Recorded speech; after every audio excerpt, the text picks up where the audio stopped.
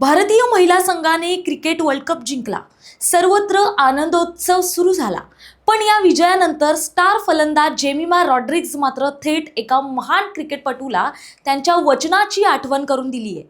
ही गोष्ट आहे महान फलंदाज सुनील गावस्कर यांची. त्यांनी भारतीय महिला संघाने वर्ल्ड कप जिंकल्यास जेमिमा सोबत एक डुएट गाणं गाण्याचा शब्द दिला होता. याआधी 2024च्या BCCI पुरस्कारांमध्ये या दोघांनी गिटार आणि गाण्याची अफलातून जुगलबंदी केली. हीच खास आठवण करून दिली आहे जेमिमा रॉड्रिग्जने.